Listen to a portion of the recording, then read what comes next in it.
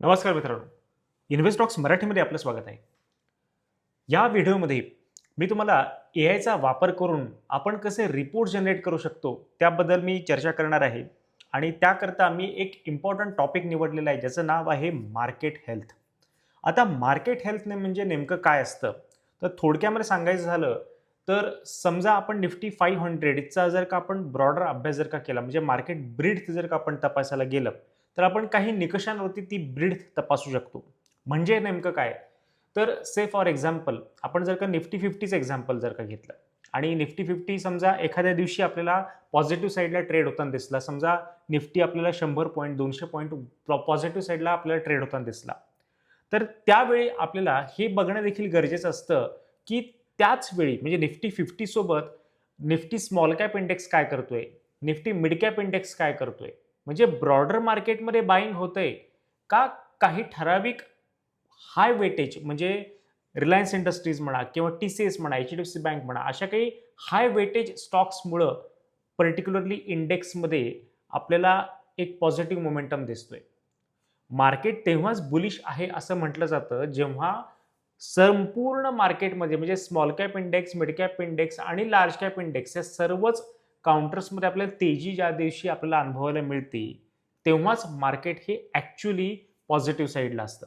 Otherwise तो एक केवळ बबल असतो आणि त्या पर्टिक्युलर इंडेक्स हेवीवेट काउंटरचा मोमेंटम संपला की पुन्हा इंडेक्स त्या ठिकाणी करेक्ट होताना आपल्याला दिसतं. मग मार्केट हेल्थ जर का आपण ब्रॉडर व्ह्यूनी जर का तपासायला घेतलं, म्हणजे समजा निफ्टी 500 आपण बघितलं, तर आपण हे डेली बेसिसवरती देखील पाहू शकतो की सध्या एक्झॅक्टली काय मार्केट कंडिशन आहे. म्हणजे जर का ब्रॉडर मार्केट जर का हेल्दी असेल, कंटिन्युअसली जर का या मिड कॅप, स्मॉल कॅप आणि लार्ज कॅपमध्ये कंटिन्युअसली बाईंग होत असेल, तर आपण म्हणू शकतो की पुढचे काही महिन्यांपर्यंत ॲटलीस्ट आपल्याला चांगला परतावा मार्केटमधून मिळू शकतो. आणि अशा चांगल्या मार्केट कंडिशन्समध्ये आपण स्विंग ट्रेडिंग करण्याचा चांगला निर्णय घेऊ शकतो आणि स्विंग ट्रेडिंगमधून चांगला परतावा देखील कमवू शकतो. तर हे सर्व आपल्याला गोष्टी पाहावे लागतात. तर मार्केट हेल्थसाठी या व्हिडिओमध्ये मी एक इम्पॉर्टंट निकष लावलेला आहे मूव्हिंग ॲव्हरेजच्या बेसिसवरती. म्हणजे जसं आता या ठिकाणी जर का तुम्ही स्क्रीनवरती बघितलं, तर या ठिकाणी मी चार्टिंगवरती एक स्कॅनर बनवलेला आहे. त्या पर्टिक्युलर स्कॅनरमध्ये निफ्टी 500चा आपण या ठिकाणी संपूर्ण स्कॅनिंग करणार सर्व स्टॉक्सला आणि असे स्टॉक्स आपण फिल्टर आउट करणार आहोत जे स्टॉक्स डेली बेसिसवरती EMA 20च्या वरती आहेत, त्याचसोबत EMA 50च्या वरती आहेत आणि EMA 200च्या वरती आहेत. म्हणजे तिन्ही मूव्हिंग ॲव्हरेजेसच्या वरती असे किती स्टॉक्स आहेत आउट ऑफ 500 जे सध्या वरती ट्रेड करतायत, म्हणजे ग्रेटर दॅन 20, 50 आणि 200 आहेत. तर आता जर का कालच्या दिवशी जर का बघितलं, तर आजच्या दिवशी सध्या मार्केट बंद आहे. तर कालच्या दिवशीचा सध्या हा समोर डाटा आलेला आहे. तर इथे 208 शेअर्स आपल्याला जे दिसतायत, हे या तीनही मूव्हिंग ॲव्हरेजेसच्या वरती आहेत. 20, 50 आणि 200. तर आता हे झालं एका दिवसाचं, म्हणजे कालच्या दिवशीच मार्केट बंद झाल्यानंतरचं आपल्या सध्या डाटा मिळालेला आहे. आता ह्यालाच जर का आपण थोडंसं ब्रॉडर लेव्हलनी जर का अॅनलाईज करायला गेलं किंवा एक ज्याला आपण एक हेलिकॉप्टर व्ह्यू म्हणू शकतो, थोडंसं लार्ज स्केलवरती जर का बघायला गेलं, तर ते कसं बघायचं, तर याच पर्टिक्युलर स्कॅनरमध्ये खाली जर का आपण बघाल, तर इथे बॅक टेस्ट रिपोर्ट मिळत असतो. म्हणजे प्रत्येक दिवशीचा तुम्हाला या ठिकाणी डाटा दिसतोय. आता इथे जर का तुम्ही बघाल, तर इथे तुम्हाला हिस्टोग्राम्स तुम्हाला दिसतात बॅक टेस्टमध्ये. म्हणजे प्रत्येक दिवशी, प्रत्येक ट्रेडिंग सेशन नंतर काय-काय झालेली होती परिस्थिती. तर आता इथे जर का बघाल, तर कालच्या दिवशीचा सध्या हा हिस्टोग्राम आपल्याला दिसतोय, जो की कालचा 27 तारखेचा होता. आणि त्याच्या आधी जर का नीट बघाल, तर इथे तुम्हाला अशा पद्धतीने हे कमी जास्त उंचीचे हिस्टोग्राम्स दिसतायत. या ठिकाणी तुम्हाला नंबर्स दिसतायत. इकडे जर का बघाल, तर हायेस्ट या ठिकाणी 250च्या वरती इथे काही ठराविक दिवशी इथे गेलेलं होतं. हायेस्ट आपल्याला हिस्टोग्राम जो दिसतो तो 7 मेचा दिसतोय. 7 मेच्या दिवशी जर का आपण बघाल, तर हायेस्ट या ठिकाणी स्टॉक्स होते. आपण इथे थोडंसं रेफरन्स करता निफ्टी 500चा डेली चार्ट देखील आपण बघूया. तर आता या ठिकाणी डेली चार्ट जर का आपण बघाल, तर 7 मेला तुम्हाला या ठिकाणी एक पीक झालेला दिसतोय, जो तुम्हाला चार्टवरती देखील सेम तसाच दिसतोय आणि इथे खाली हिस्टोग्राम्सवरती देखील दिसतो. म्हणजे 7 मेच्या दिवशी जवळपास 280च्या आसपास वगैरे स्टॉक्स असणार आहेत, जे 20, 50 आणि 200 EMAच्या वरती होते. म्हणजे ह्याच्यावरून आपला अंदाज येते की ब्रॉडर मार्केटमध्ये त्यावेळेस चांगल्या पद्धतीने बाईंग झालं होतं आणि तो त्या ठिकाणी टॉप झाला. आणि तिकडनं पुन्हा मार्केट या ठिकाणी खाली करेक्ट व्हायला सुरुवात झाली. साधारणपणे जर का आपण इथे बघितलं तर 12 मे पर्यंत, 7 मे पासून 12 मे पर्यंत या ठिकाणी नंबर ऑफ स्टॉक्सची संख्या या ठिकाणी कमी झालेली आहे.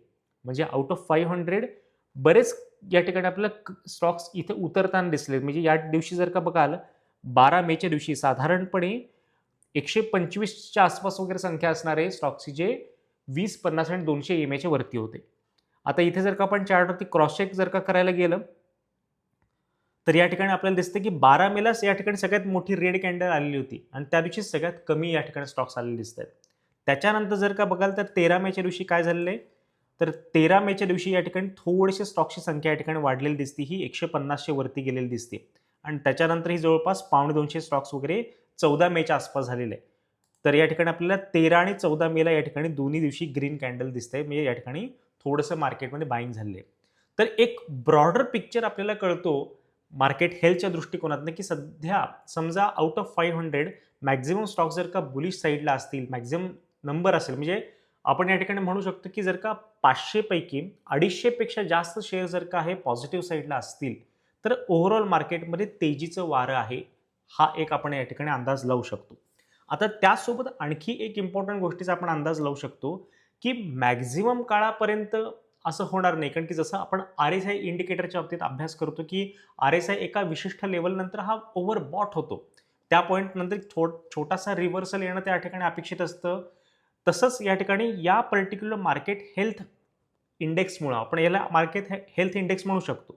तर या पर्टिक्युलर ॲक्टिव्हिटीवरून आपल्याला असं कळू शकतं, की समजा 250 पेक्षा जास्त स्टॉक्स या ठिकाणी पॉझिटिव्ह आहेत. जसं या ठिकाणी 7 मेचा एक उदाहरण आपण बघितलं. तर या ठिकाणी मॅक्झिमम नंबर ऑफ या ठिकाणी आलेला होता, अचीव्ह झालेला होता आणि त्या पॉईंटपासून पुन्हा मार्केटने इथे एक रिव्हर्सल दिला. तर जेव्हा मार्केट एकदम ओव्हरसोल्ड झोनमध्ये जातं, जसं या ठिकाणी बघाल तर साधारणपणे 23 मार्च 2026चा या ठिकाणी बघाल तर हार्डली इथं 50 पेक्षाही कमी स्टॉक्स तुम्हाला दिसतील जे 20, 50 आणि 200 ॲव्हरेजच्या वरती आहेत. म्हणजे इकडनं जर का बघाल तर मार्केटने इथं चांगली ग्रिप पकडायला सुरुवात केली होती. ती पार अगदी 7 मे पर्यंत आपल्याला आलेली दिसते. म्हणजे 23 मार्च 2026 पासून ते 7 मे 2026 पर्यंत मार्केट या ठिकाणी पॉझिटिव्ह साईडला होता. आपण चार्टवरती देखील क्रॉस चेक करू शकतो. या ठिकाणी जर का बघाल तर हा 23 मेचा दिवस आहे. इथे एकदम बॉटमला मार्केट या ठिकाणी आलेलं होतं आणि त्या पॉईंटपासून मार्केट या ठिकाणी कंटिन्युअसली वरती जाते. हे 7 मे पर्यंत वरती आलेलं दिसतंय आणि इथे जसं तुम्हाला प्राइसमध्ये अपसाईडला या ठिकाणी मोमेंटम दिसतो, सेम तशाच पद्धतीचा मोमेंटम तुम्हाला या ठिकाणी मार्केट हेल्थ या पर्टिक्युलर आपल्या ॲक्टिव्हिटीमध्ये दिसतोय. आता हे मार्केट हेल्थ मी याला नाव दिलेलं आहे. तर या संपूर्ण उपक्रमाचा आपल्याला फायदा आपल्या ट्रेडिंग करता असा होऊ शकतो, की ज्यावेळी अशा पद्धतीचा फेज असतो, म्हणजे एकदम एक्स्ट्रीम ओव्हरसोल्ड कंडिशनमध्ये मार्केट गेलेलं असतं आणि त्या पॉईंटपासून ज्यावेळेस सुधारणा होताना तुम्हाला दिसते अशा मार्केट या हेल्थमध्ये. आता सध्या इथे मी EMAचा निकष लावलेला आहे. तिथे तुम्ही सुपर ट्रेंडचा देखील निकष लावू शकता किंवा तुम्ही त्या ठिकाणी RSIचा देखील निकष लावू शकता. परंतु मूव्हिंग ॲव्हरेजेस जे असतात ते खूप चांगल्या पद्धतीने आपल्याला एक सिम्पलेस्ट कॅल्क्युलेशन असतं, एक चांगला सिग्नल देतात. त्यामुळे मी EMAचा या ठिकाणी वापर केलेला आहे. तर ओव्हरसोल्ड परिस्थितीपासून ज्यावेळेस EMAs कंटिन्युअसली तुम्हाला इथे या ठिकाणी चांगला पॉझिटिव्ह साईडला तुम्हाला मॅक्झिमम नंबर ऑफ स्टॉक्स तुम्हाला पॉझिटिव्ह साईडला सरकताना दिसतील, तेव्हा तुम्ही अशा फेजमध्ये तुम्ही छान पद्धतीनं स्विंग ट्रेडिंग करून मार्केटमधनं शॉर्ट टर्म ट्रेड्स करून पैसे कमवू शकता. एक असा माझा पर्सनल आजपर्यंतचा अभ्यास आहे किंवा आजपर्यंतचं ऑब्झर्वेशन आहे. तर आता याचाच मी या ठिकाणी AIचा वापर करून या पर्टिक्युलर ठिकाणी इथे चार्टिंगवरती जर का तुमच्याकडे प्रीमियम जर का सबस्क्रिप्शन असेल चार्टिंगचं, तर तुम्ही हिस्टॉरिकल डाटा घेऊ शकता. तर या ठिकाणी मी 7 वर्षांचा डाटा ह्याला देतोय, की 7 वर्ष म्हणजे साधारणपणे कोरोना पॅन्डेमिक नंतरचा तो फेज आहे. तर हा पूर्ण एंटायर त्याला डाटा दिल्यानंतर त्याच्याकडनं काय रिपोर्ट येतो ते तुम्हाला मी दाखवणार आहे. तर आता या ठिकाणी आपला वेळ वाचवण्याकरता मी हा संपूर्ण उपक्रम ऑलरेडी करून ठेवलेला आहे. तर या ठिकाणी जर का तुम्ही क्लॉड बघाल, तर या ठिकाणी मी क्लॉडच्या मदतीनं त्याला एक प्रॉम्प्ट दिला होता आणि त्या प्रॉम्प्टवरनं संपूर्ण डिटेल असं त्यांनी मला एक रिपोर्ट बनवून दिलेला आहे. आता हा एक डिटेल्ड रिपोर्ट आहे. आता तुम्हाला हा डिटेल्ड रिपोर्ट जर का वाचायचा असेल, तर तुम्हाला काय करायचं आहे, हेल्पलाईन नंबरवरती सिम्पली तुम्हाला या ठिकाणी निफ्टी 500 मार्केट ब्रीथ रिपोर्ट म्हणून तुम्ही मेसेज करू शकता किंवा जस्ट मार्केट ब्रीथ रिपोर्ट म्हणून तुम्ही WhatsAppवरती आम्हाला संपर्क करा. एक मेसेज टाका तुमच्या पर्सनल WhatsAppवरनं.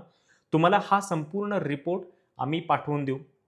त्याचसोबत आम्ही हा प्रॉम्प्ट देखील पाठवून देऊ आणि हा डाटा देखील तुम्हाला इव्हन पाठवून देऊ. तुम्हाला ट्रेडिंग व्ह्यूचं या ठिकाणी चार्टिंगचं प्रीमियम सबस्क्रिप्शन घेण्याची काही गरज नाही. हा जो काही डाटा आहे मागील 7 वर्षांचा, हा पूर्ण डाटा देखील आम्ही तुम्हाला पाठवून देऊ तुमच्या WhatsAppवरती.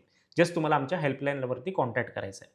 तर आता थोडक्यामध्ये या व्हिडिओमध्ये मी तुम्हाला हाच रिपोर्ट समराईज करून सांगतो. त्याची समरी देखील मी या ठिकाणी क्लॉडकडनं घेतलेली होती. तर 10 लाईन्समध्ये या ठिकाणी मी समरी घेतलेली आहे. तर ती थोडक्यामध्ये काय आहे हे आपण या ठिकाणी जाणून घेऊया. तर इथं त्यांनी काय सांगितलेलं आहे, the data tracks how many Nifty 500 stocks were above their 20, 50, 200 EMAs each day from August 2020 to May 2026. म्हणजे 1440 दिवसांचा हा डाटा आहे. The daily count of qualifying stocks act like a market breath meter. High count is equal to healthy market, low count equal to weak market, असं त्यांनी आपल्याला या समरीमध्ये सांगितलेलं आहे. त्याच्यानंतर तिसऱ्यांदा त्यांनी काय सांगितलं, तिसरा पॉईंट काय त्यांनी सांगितलं आहे, on average about 193 stocks past the filter each day. The range was as low as 4 and as high as 377. म्हणजे या संपूर्ण 1440 दिवसांमध्ये साधारणपणे ॲव्हरेज नंबर ऑफ स्टॉक्स जे असतं ते 193 असतात, जे त्या ॲव्हरेजेसच्या वरती असतात. ते इथं तुम्हाला रिपोर्टमध्ये देखील पाहायला मिळतं. जर का तुम्ही हा इथला रिपोर्ट जर का तुम्ही बघाल तर या ठिकाणी त्यांनी ॲव्हरेज देखील सांगितले की बाबा ॲव्हरेजली काय असतं. इथे जर का तुम्ही नीट बघाल तर त्यांनी सांगितलेले साधारणपणे या संपूर्ण डाटामध्ये 716 दिवस असे आहेत ज्या दिवसांमध्ये साधारणपणे हा नंबर आउट ऑफ 500 129 ते 258 स्टॉक्स हे त्या ॲव्हरेजच्या वरती असतात. म्हणजे तो न्यूट्रल फेज आहे थोडक्यामध्ये. इथं त्यांनी लिहिलेलं आहे बघा या रिपोर्टमध्ये, न्यूट्रल ट्रान्झिशन त्यांनी सांगितलेलं आहे इथं. त्याच्यानंतर त्यांनी इथं काय सांगितलं की स्ट्रॉंग कधी असतो किंवा युफोरिया फेज कधी मार्केटमध्ये असतो, ज्यावेळेस 300च्या वरती म्हणजे 308च्या वरती ज्यावेळेस नंबर जातो 500 शेअर्सपैकी 300 शेअर्सपेक्षा जास्त शेअर्स हे 20, 50 आणि 200 ॲव्हरेजच्या वरती असतात, तेव्हा तो युफोरिया फेज असतो, स्ट्रॉंग बुलिश मोमेंटम असतो. आणि असा जो कालावधी होता या पूर्ण 1400 दिवसांमध्ये हा या ठिकाणी 145 दिवसांचा होता. आणि सगळ्यात panic situation, extremely bearish condition कधी होती, तर ती साधारणपणे या ठिकाणी 1440 दिवसांपैकी 142 दिवस असे होते ज्यामध्ये एक्स्ट्रीमली बेरिश कंडिशन होती. हे 75 पेक्षाही कमी स्टॉक्स त्यावेळेस आले होते आउट ऑफ 500. आणि असं घडलेलं होतं नंबर ऑफ टाइम्स की 15% या ठिकाणी स्टॉक्स हे तुम्हाला डाऊन साईडला असलेले दिसलेले आहेत. तर हा संपूर्ण डिटेल रिपोर्ट आहे. या ठिकाणी सांगितलेलं की त्यांनी ओव्हरसोल्ड कंडिशन कधी असते, ओव्हरबॉट कंडिशन कधी असते. ओव्हरसोल्ड कंडिशन कधी सांगितलेलं त्यांनी, ज्यावेळी 75 पेक्षा हा नंबर कमी असतो तेव्हा तो सिनारिओ होतो ओव्हरसोल्डचा. आणि ओव्हरबॉटचा सिनारिओ क्रिएट होतो ज्यावेळेस 308 पेक्षा जास्त स्टॉक्स हे आपल्याला आउट ऑफ 500 मिळतात, जे 20, 50 आणि 200 ॲव्हरेजच्या वरती आहेत. तर असा हा पूर्ण एंटायर हा डिटेल्ड रिपोर्ट आपल्याला या ठिकाणी वाचायला मिळतोय. तर त्याच्या समरीमध्ये त्यांनी सांगितलेलं की साधारणपणे असं झालेलं आहे की 1440 दिवसांपैकी असा काही दिवस आलेला होता की ज्यामध्ये फक्त 4 स्टॉक क्वालिफाय झालेले होते. आणि मॅक्झिमम नंबर कधी मिळालेला होता तर 377 स्टॉक्सचा असा एखादा दिवस येऊन गेलेला आहे 1440 दिवसांपैकी. तर इथे त्यांनी चौथा पॉईंट तो सांगितलेला आहे की 75 स्टॉक्स ज्या वेळेस हे मिळालेले आहेत, म्हणजे आउट ऑफ 500 फक्त 75 स्टॉक्स ज्या दिवशी मिळाले तर तो ओव्हरसोल्ड आणि पॅनिकचा सिच्युएशन होता. आणि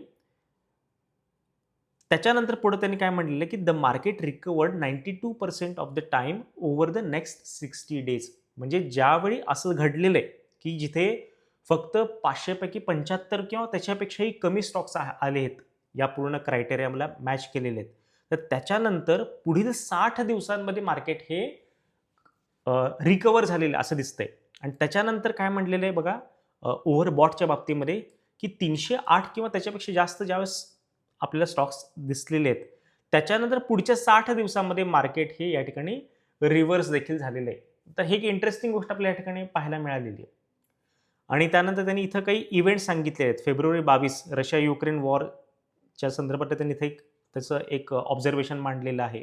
त्याच्यानंतर तो बॉटम झाला होता जून 2022मध्ये बॉटम झालेला होता आणि त्याच्यानंतर मार्च 2024मध्ये स्मॉल कॅपमध्ये फॉल झालेला इथे दिसतोय आणि जानेवारी 2025मध्ये करेक्शन आलेली होती आणि या ठिकाणी मार्च 2026मध्ये या ठिकाणी ही करेक्शन या ठिकाणी संपुष्टात आलेली देखील दिसते असं या ठिकाणी त्याचं एक ऑब्झर्वेशन आहे.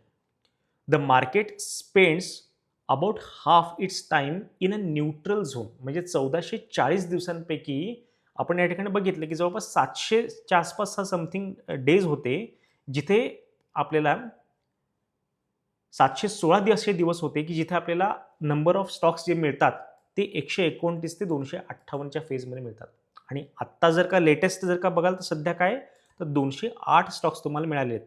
कालच्या दिवशी 27 मेच्या दिवशी 208 स्टॉक्स असे आहेत जे या पर्टिक्युलर क्रायटेरियाला त्यांनी फुलफिल केलेले आहे म्हणजे जे 20, 50 आणि 200 ॲव्हरेजच्या वरती आहेत. म्हणजे सध्याचा जो काही एक फेज आहे तो न्यूट्रल फेज आहे सध्या या पर्टिक्युलर सिच्युएशन प्रमाणे. हा एकदम एक्स्ट्रीमली ओव्हर सोल्ड पण नाही आहे आणि एक्स्ट्रीमली ओव्हर बॉट सिच्युएशन पण नाही आहे हे आपल्याला या ठिकाणी कळतंय या मार्केट हेल्थ इंडिकेटरवरनं. आणि याचा मी जसं तुम्हाला मगाशी म्हणलं की आपण याचा फायदा कधी करून घेऊ शकतो की जेव्हा जेव्हा मार्केट हे अशा पद्धतीने एकदम एक्स्ट्रीमली ओव्हर सोल्ड फेजमध्ये जातं तेव्हा आपण या ठिकाणी बाईंगच्या अपॉर्च्युनिटी हुडकू शकतो जिथे जिथे चांगले पॅटर्न्स बनतात पर्टिक्युलर स्टॉक्समध्ये, स्मॉल कॅप मिड कॅप स्टॉक्समध्ये. खास करून आपल्याला मिड कॅपवरती फोकस करायचा असतो. ज्यावेळी मिड कॅप स्टॉक्समध्ये चांगले पॅटर्न्स क्रिएट व्हायला सुरुवात झालेली असते आणि मार्केट एकदम एक्स्ट्रीमली ओव्हर सोल्ड कंडिशनमध्ये गेलेलं असतं तर अशा स्टॉक्सना आपण त्याची सेपरेट एक वॉचलिस्ट बनवू शकतो, त्याला सेपरेट शॉर्टलिस्ट करून ठेवू शकतो आणि जेव्हा जेव्हा तुम्हाला चांगल्या पद्धतीने हायर टाइम फ्रेमवरती पर्टिक्युलरली डेली वीकली टाइम फ्रेमवरती मॅसिव्ह ब्रेकआउट्स तुम्हाला येताना दिसतील तेव्हा तुम्ही त्या ठिकाणी एक short term trading opportunity identify करू शकता किंवा ती त्या ठिकाणी ग्रॅब करण्याचा प्रयत्न करू शकता आणि त्याच्यासाठी हे मार्केट हेल्थ बघणं फार गरजेचं आहे आणि मार्केट हेल्थचा तुम्ही डिटेल जर का अभ्यास केला आणि ह्याच्यावरती लक्ष ठेवून जर का राहिलात तर तुम्हाला निश्चितपणे या ठिकाणी चांगल्या पद्धतीने मार्केटचे रिव्हर्सल्स देखील आयडेंटिफाय करता येऊ शकतात किंवा समजा मार्केट जसं या ठिकाणी म्हटलं की युफोरिया झोन असतो.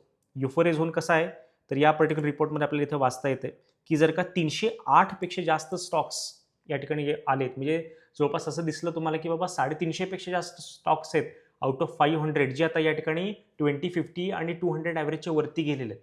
तर या ठिकाणी तो एक्स्ट्रीमली ओव्हरबॉट झोन असू शकतो. त्या ठिकाणी आपण इथे फ्रेश एंट्री न घेता आपण प्रॉफिट बुकिंगचा विचार केला पाहिजे आणि ज्यावेळी असा extremely over sold panic situation असतो म्हणजे आउट ऑफ 500 ज्यावेळेस 75 पेक्षाही कमी स्टॉक्स तुम्हाला मिळायला लागतात की या क्रायटेरिया फुलफिल करतायत तर या केसमध्ये तुम्ही त्या ठिकाणी शॉर्ट सेलिंग करणं थांबवून राईट टाईमसाठी वेट करू शकता. जिथे जिथे चांगले प्रॉपर कन्सॉलिडेशन पॅटर्न्स तुम्हाला मोठे मोठे मिळत आहेत पाहायला तर अशा पर्टिक्युलर स्टॉक्सना तुम्ही शॉर्टलिस्ट करून ठेवू शकता आणि जेव्हा हायर टाइम फ्रेमवरती अशा स्टॉक्सना ब्रेकआउट येतील तेव्हा तुम्ही त्या ठिकाणी short term trading opportunity identify करू शकता. तर ही संपूर्ण एक ॲक्टिव्हिटी आहे, एक ॲनालिसिसमधला एक इम्पॉर्टंट पार्ट आहे ज्याला मार्केट हेल्थ असं म्हटलं जातं. तर तुम्ही आता सध्या या पर्टिक्युलर व्हिडिओमध्ये मी मुव्हिंग ॲव्हरेजच्या बेसिसवरती तुम्हाला करून दाखवला. तर तुम्हाला हा संपूर्ण रिपोर्ट जर का डिटेलमध्ये वाचायचा असेल, पाहायचा असेल तर तुम्ही निश्चितपणे आमच्या हेल्पलाईनला कॉन्टॅक्ट करा. आम्ही तुमच्यापर्यंत हा रिपोर्ट त्यासोबत हा डाटा आणि जे काही इतर गोष्टी तुम्हाला लागणार आहेत त्या संपूर्ण गोष्टी तुम्हाला प्रोव्हाइड निश्चितपणे करू. धन्यवाद.